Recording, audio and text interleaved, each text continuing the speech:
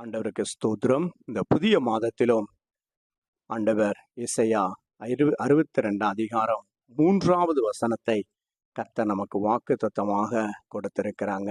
வாசிக்க கேட்போம். நீ கர்த்தருடைய கையில் அலங்காரமான கிரீடமோ, உன் தேவனுடைய கரத்தில் ராஜ முடியுமாய் இருப்பாய் என்று ஆண்டவர் சொல்லியிருக்கிறாங்க. இந்த மாதத்துல ஆண்டவருடைய வார்த்தை சொல்லுகிறது பாருங்க. ஆண்டவர் அவர் பெருமைப்படும்படி, உன்னை குறித்து சந்தோஷப்படும்படி, உன் குடும்பத்தை குறித்து சந்தோஷப்படும்படியான அற்புத நன்மையினால் கர்த்தர் உங்களை, உங்க குடும்பத்தை நிரப்புகிற தேவன். அழகா சொல்லுது பாருங்க. நீ கர்த்தருடைய கையில் அலங்காரமான கிரீடமோ, உன் தேவனுடைய கரத்தில் நீ ராஜமுடியாய் இருப்பாய். இந்த வாக்கு தத்தமானது சீயோனை குறித்து, தாவீது கட்டி எழுப்பின சீயோனை குறித்து, சபையை குறித்து, விசுவாச மக்களை குறித்து அங்கே சொல்லப்பட்டிருக்கிறது. இந்த புதிய ஏற்பாட்டின் காலங்கள்ல ஆண்டவர் ரொம்ப அழகா சொல்றாங்க பாருங்க. அது 62:1 சொல்லும்போது, சீயோன் நிமித்தமும் எருசலேமின் நிமித்தமும் நான் மௌனமாயிராமலோ, அது நீதி பிரகாசத்தை போலவோ, அதன் ரட்சிப்பு எரிகிற தீவெட்டியை போல வெளிப்படும் மட்டும் அமராமலும் இருப்பேன் அப்படின்னு சொல்றாங்க. இப்ப நல்லா கவனிங்க. இந்த வாக்கு தத்தத்தினுடைய அதனுடைய காரியம் அங்க சொல்லும் போது, ஆண்டவர் தம்முடைய ஜனங்களை குறித்து, சபையை குறித்து, சீயோனை குறித்து ஒரு வைராக்கியம் கொள்ளுகிற கர்த்தர். அப்ப அந்த வைராக்கியம் என்ன செய்கிறது அப்படி என்றால், நம்மேல் கர்த்தர் ஒரு ஆளுகையின் அதிகாரத்தை கொடுத்து, ஆசீர்வாதத்தின் அதிகாரத்தை கொடுத்த கர்த்தர் அதை உயிர்ப்பித்து அதை மேன்மைப்படுத்துகிற கர்த்தராயிருக்கிறார். ஒன்று தெரிந்து கொள்ளுங்க, நாம் சிலுவை மட்டும் திரும்பி பார்க்கக்கூடிய ஒரு கூட்டமாய் இருக்கக்கூடாது. நம்முடைய வாழ்க்கையில கர்த்தராய் இயேசு கிறிஸ்து நமக்காக சிலுவையில யாவையும் செய்து முடித்திருக்கிறார். ஒரு அழில சிலுவமா. அப்போ அந்த சிலுவையை பார்க்கிற அதே வேளையில இன்றைக்கு நமக்காக பிதாவின் வலது பரிசத்துல அமர்ந்திருக்கக்கூடிய அந்த சிம்மாசனத்தை நோக்கி பார்க்கும்படி அழைக்கப்பட்டிருக்கிறோம். ஒரு அலையில சொல்லுவோமா? யோவான் 19 அதிகாரம் 28வது வசனத்துல பார்த்தீங்கன்னா, இயேசு சாமி சிலுவையில அவர் பாடுகள் பட்டு, அந்த பாடுகளின் முடிவு வேளையில ஆண்டவர் சொன்னாங்க, எல்லாம் முடிந்தது என்று இயேசு அறிந்து வேத வாக்கியம் நிறைவேறத்தக்கதாக தாகமாயிருக்கிறேன் அப்படின்னு சொன்னாங்க. அப்போ நமக்காக இந்த பூமியில என்னென்ன தேவையோ எல்லாவற்றையும் அவர் செய்து முடித்து விட்டார். ஒரு அலையில சொல்லுவோமா? அப்போ நம்முடைய வாழ்க்கையில பாடுகள், பிரச்சனைகள், போராட்டங்கள், வேதனைகள், வியாதிகள், தரித்திரம், சஞ்சலம், தவிப்பு, வருத்தம் எல்லாவற்றையும் அவர் சிலுவையில சுமந்து தீர்த்து விட்டார். இந்த புதிய ஏற்பாட்டின் நாட்கள்ல அவர் பரலோகத்துல பிதாவின் வலது பார்சத்துல அந்த சிம்மாசனத்தில் அமர்ந்து நமக்காக பரிந்து வீசி கொண்டிருக்கிறவர், நமக்கு தேவையான சகல நன்மையை அவர் அனுப்புகிற தேவனா இருக்கிறார். ஒரு அலையில சொல்லுவோமா? அப்போ ஒன்று தெரிந்து கொள்ளுங்க, ஒரு தேவனுடைய மனுஷன் இங்கிலாந்து தேசத்திலிருந்து அமெரிக்க தேசத்துல ஒரு சபைக்கு பிரசங்கிக்க இருப்பதற்காக கப்பல் பிரயாணங்களில அவர் புறப்பட்டார். அந்த நாட்களில் பாய்மர கப்பல்கள் அப்படி பிரயாணித்து போய்கொண்டிருக்கும் போது திடீரென்று கடலை பனிப்பாறைகள் சூழ்ந்து கொண்டது.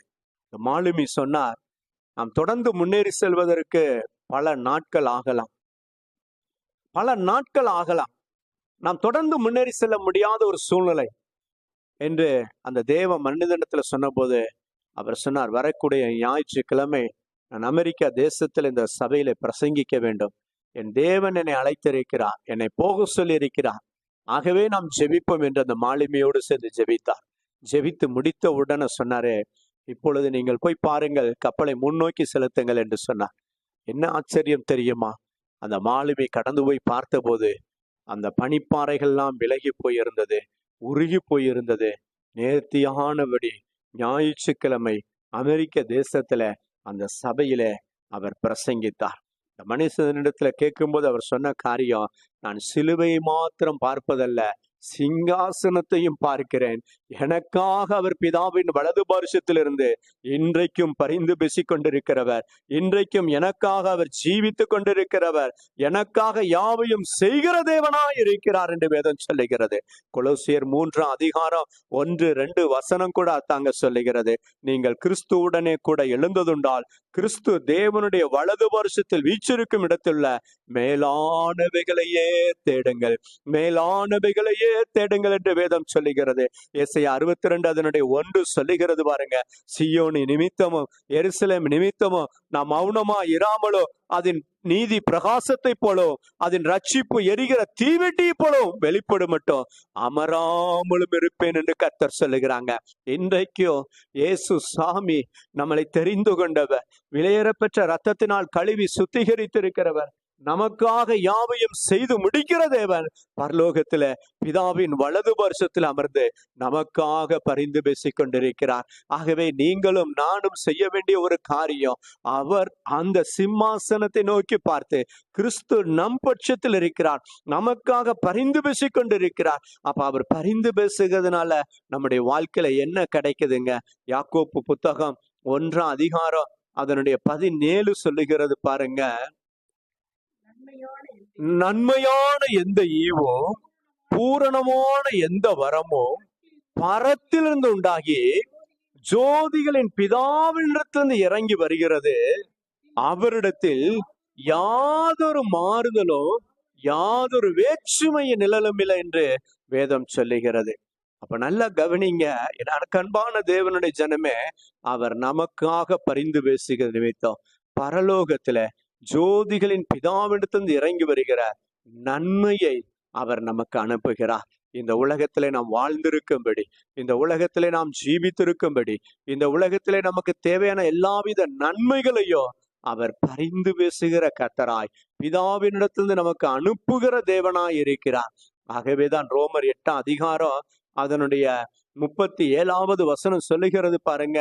இவை எல்லாவற்றிலையும் நாம் நம்மில் அன்பு கூறுகிறவராலே முற்றும் ஜெயங்கொள்ளுகளாய் இருக்கிறோம். அந்த வசனத்தினுடைய அர்த்தம் என்ன சொல்லுகிறது பாருங்க. நாம் போராடும்படி அழைக்கப்பட்டவர்கள் அல்ல, வெற்றியை விசுவாசத்தினாலே வெற்றியை சுதந்திரித்துக் கொள்ளும்படி அழைக்கப்பட்டவர்கள், விசுவாசத்தினாலே வெற்றியை சுதந்திரித்துக் கொள்ளும்படி அழைக்கப்பட்டிருக்கிறோம். அந்த அழைப்பின் அபிஷேகத்துல கர்த்தர் நம்மை நடத்தி கொண்டிருக்கிறாங்க. அங்க பாருங்க, ரோமர் 8 அதனுடைய 36 சொல்லுகிறது, கிறிஸ்துவின் அன்பை விட்டு நம்மை பிரிப்பவன் யார்? உபத்திரவமோ வியாகுலமோ துன்பமோ பசியோ நிர்வாணமோ நாசமோசமோ பட்டயமோ இவை எல்லாவற்றிலேயும் நாம் நம்மில் அன்பு கூறுகிற கிறிஸ்துவினாலே முற்றும் வெற்றி பெறக்கூடிய ஒரு கூட்டமாய், முற்றும் வெற்றி பெறக்கூடிய ஒரு கூட்டமாய் கர்த்தர் நம்மை வைத்திருக்கிறாங்க, கர்த்தர் நம்மை அழைத்திருக்கிறாங்க. 2 நாளாகமோ புத்தகம் 20 நேராக திருப்பிக் கொள்ளுவீங்கன்றா அங்க யோசபாத் அப்படிங்கிற ஒரு ராஜாவை குறித்து வேதம் சொல்லுங்க. இந்த யோசபாத் இஸ்ரவேலின் இந்த யூதாவின் ராஜாக்கள்ல மிக நல்ல ராஜாக்களில் ஒருவர். இந்த யோசபாத் அவர் ராஜ்யபாரத்தை ஏற்படுத்தின உடனேயே, ஆண்டவர் அவருக்கு ராஜ்யபாரத்தை கொடுத்த உடனேயே இந்த யோசபாத்தினுடைய வாழ்க்கையில பாத்தீங்கன்னா அவர் தேசத்தை சீர்படுத்துவார், ஜனங்களை சீர்படுத்துவார். அந்த தேசத்துல எல்லா அசுசியான காரியங்களை எடுத்து போட்டு சீர்படுத்தி நீதியின் கிறிஸ்துவின் தேவனுடைய நீதியின் பாதையில கர்த்தர் அவங்க ஜனங்களை நடத்துவார்.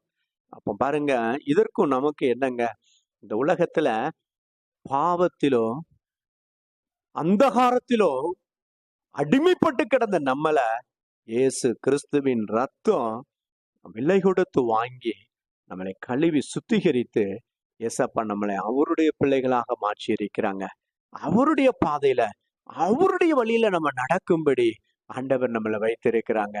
ஆனா நல்லா பாருங்க, ஒரு இளைப்பாறுதல் உள்ள கால யோசபாத்தினுடைய வாழ்க்கையில அந்த இளைப்பாறுதல் யாருக்கு பிடிக்காதுங்க? சத்துருவுக்கு பிடிக்காது. 2 நாளாகமம் 20:1 பாருங்க. இதற்கு பின்பு மோவா புத்திரரும் அம்மோன் புத்திரரும் அவர்களோடு கூட அம்மோனியருக்கு அப்புறத்தர் இல்ல மனுஷரும் கூட யோசபாத்துக்கு விரோதமாக யுத்தம் பண்ண வந்தார்கள். நல்லா கவனிக்கீங்களா? இந்த சத்துருவுக்கு ஒரு ஜனம் இளைப்பாறுதலோடு சந்தோஷமா வாழ்றது பிடிக்காதுங்க. அவங்க என்ன செஞ்சாங்களா? குழப்பத்தை உண்டாக்கும்படி, அடுத்து பாருங்க அச்சுறுத்தலை உண்டாக்கும்படி ஒரு பெரிய கூட்டம் எழும்பி வருகிறது. இந்த பெரிய கூட்டம் எழும்பி வரும்போது அதை யோசபாத்திட்ட சொல்றாங்க. யோசபாத் என்ன செஞ்சாரு தெரியுங்களா? அழகா சொல்லப்பட்டிருக்குது. 3வது வசனம். யோசபாத் பயந்து கர்த்தரை தேடுகிறதற்கு ஒருமுகம் பட்டு யூதாவெங்கும் உபவாசத்தை கூர்வித்தான். அப்படியே யூதா ஜனங்கள் கர்த்தரிடத்துல சகாயம் தேட கூடினார்கள் அப்படின்னு சொல்லப்பட்டிருக்கிறது. உதவிய ஆண்டவர்கிட்ட தேடினாங்க. சத்துரு எழும்பும்போது சத்துருவோடு மாம்சத்துல போராடாம உதவிய கர்த்தரிடத்துல தேடினாங்க. கர்த்தரிடத்துல போய் கேட்டாங்க. அந்த சத்துரு எதுக்கு எழும்பி வந்தான் தெரியுங்களா? வேதம் ரொம்ப அழகா சொல்லுது பாருங்க. அதாவது தேவன் அவங்களுக்கு கொடுத்திருக்கிற சுதந்திரத்திலிருந்து அவங்கள விரட்டி விட்டு அந்த சுதந்திரத்தை நாசப்படுத்தும்படி எழும்பி வந்தானா. கவனிக்கீங்களா? அப்போ அந்த ஜனங்க பாருங்க, இன்னைக்கு தேவன் நம்முடைய சுதந்திரமா இருக்கிறார். நாம் தேவனுக்கு சுதந்திரமாக இருக்கிறோம். அப்போ நம்முடைய வாழ்க்கையில சுதந்திரம் அப்படிங்கிறது தேவன் நமக்கு கொடுத்திருக்கிற குடும்பம், தேவன் நமக்கு கொடுத்திருக்கிற சமாதானம், தேவன் நமக்கு கொடுத்திருக்கிற வேலை, தேவன் நமக்கு கொடுத்திருக்கிற ஆசீர்வாதம், தேவன் நமக்கு கொடுத்திருக்கிற பிசினஸ், தேவன் நமக்கு கொடுத்திருக்கிற நல்ல சரீர சுகம். அப்போ இந்த சுதந்திரத்தை கெடுக்கும்படி, ஆயுளை குறைக்கும்படி சத்துரு பல விதத்துல அதுல குழப்பத்தையும் அச்சுறுத்தலையும் உண்டாக்கும்படி, பயத்தை உண்டாக்கும்படியான காரியங்களை கொண்டு வரலாங்க. அப்படி கொண்டு வரும்போது அங்க பாருங்க, யோசபாத்தை போல நீங்களும் நானும் தேவனுடைய சமூகத்துல தேவனை தேடணும். அதனுடைய 2 நாளாகும் 20:11 பின்பகுதி சொல்லுது பாருங்க.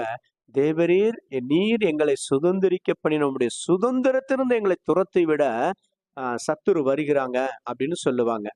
அப்போ கவனிக்கீங்களா? நன்றி அறியாத ஒரு கூட்டம் அந்த சத்துரு. நன்றி அறியாத ஒரு கூட்டம் ஏதாவது ஒண்ணு செய்யணும் அப்படின்னு. அப்ப பாருங்க, இந்த நேரத்துல அவங்க நிவாரணம் பரிகாரியாக கர்த்தரை தேடுறாங்கங்க.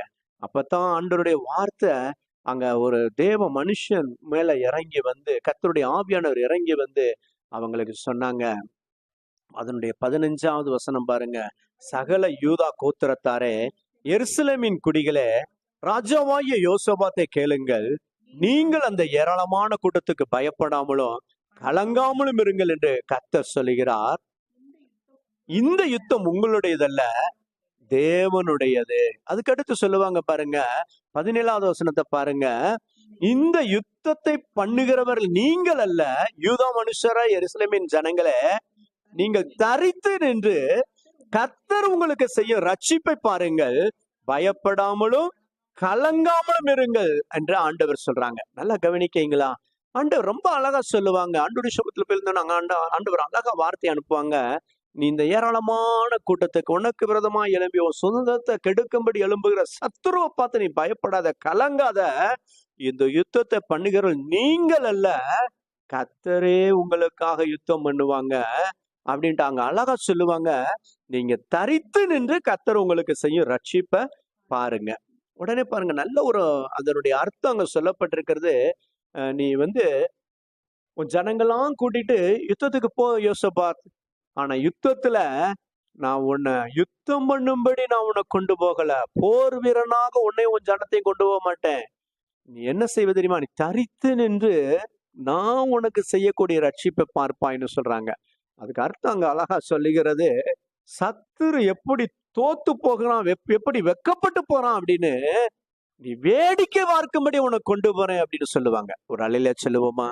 அதனாலதான் அங்க பாருங்க, 2 நாளாகும் 20 அதிகாரத்துல பாத்தீங்கன்னா 21ல அவங்க இராணுவத்தெல்லாம் ஆயத்தம் பண்ணி பின்பு அவன் ஜனத்தோட ஆலோசனை பண்ணி பரிசுத்தமுள்ள மகத்துவரை துதிக்கவும் ஆயுதம் அணிந்தவர்களுக்கு முன்பாக நடந்து போய் கர்த்தரை துதியுங்கள், அவர் கிருபை என்றும் உள்ளது என்று கர்த்தரை பாடவும் பாடகரை நிறுத்தினான். அதுக்கு அடுத்து பாருங்க, அவர்கள் பாடி துதி செய்ய தொடங்கின போது யூதாவுக்கு விரோதமாய் பதிவிருந்த அம்மோன் புத்திரரையும் மோவாபியரையும் சேயீர் மலை தேசத்தாரையும் ஒருவருக்கு விரோதமாய் ஒருவரை கர்த்தர் எழும்ப பண்ணினால அவர்கள் வெட்டுண்டு விழுந்தார்கள். ஒரு அலையிலையா சொல்லுவோமா?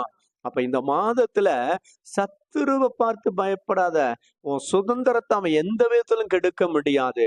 ஏன்னா கர்த்தர் இந்த மாதத்துல உனக்காக அவர் நின்று யுத்தம் பண்ணி உன்னை வெற்றியின் பாதையில் நடத்துகிற கர்த்தர். உன்னை போராடும்படி அழைக்கல, நீ வெற்றியை சுதந்திரித்துக் கொள்ளும்படி அழைத்திருக்கிற கர்த்தர் அவர். இங்க நடந்த சம்பவம் என்னன்னா, இவர்கள் பாடி துதி செய்ய, கர்த்தரை துதி செய்ய தொடங்கின உடனேயே எதிரிகளுக்குள்ள ஒருத்தரை குறித்த ஒருத்தர் வெறுப்புணர்வும் பொறாமையும் பகையும் உண்டாகி அவங்களே அவங்களை அழித்து கொண்டாங்களாம். சத்துரு தன்னைத்தானே அழித்து மாய்த்து கொண்டான்.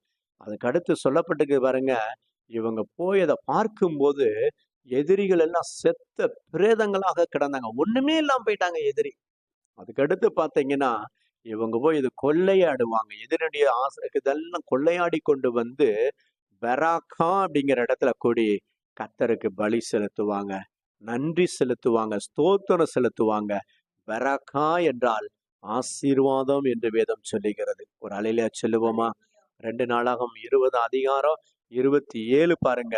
பின்பு கர்த்தர் அவர்களை அவர்கள் சத்துருக்கள் பேரில் கலிகூற செய்தபடியால், ஒரு அலையில சொல்லுவோமா? அப்போ இந்த மாதத்துல கர்த்தர் சொல்ற வார்த்தை, கர்த்தர் அவர்களை அவர்கள் சத்துருக்கள் பேரில் கலிகூற செய்தார். அப்போ உனக்கு விரதமா எழும்புகிற எந்த ஆயுதம் வாய்க்காதே போகும். உனக்கு விரதமா யார் எழும்புகிறாங்களோ கர்த்தர் அவங்கள மடங்கடித்து உன் பாதத்துல போட்டு உன்னை உயர்த்தக்கூடிய காலம், உன் சத்துருக்கள் பேரில் உன்னை கலிகூற செய்யும்படி அதிகாரமுடையவர்களாய் கர்த்தர் உங்களை மாற்றுகிற தேவன். ஆகவேதான் வேதம் சொல்லுகிறது, அப்போ நம்முடைய பார்வையில கொஞ்சம் மாற்ற வேணுங்க, நம்முடைய எண்ணங்கள் சிந்தையில கொஞ்சம் மாற்ற வேணுங்க. அதைத்தான் ஆண்டவர் சொல்றாங்க, நீ சிலுவையை பார்க்கிறது மாத்திரமல்ல, சிலுவையில உனக்காக கர்த்தர் யாவையும் செய்து முடிச்சிட்டாங்க. இப்ப அவர் பிதாவின் வலது வருஷத்துல சிம்மாசனத்துல அமர்ந்திருக்கிறார்.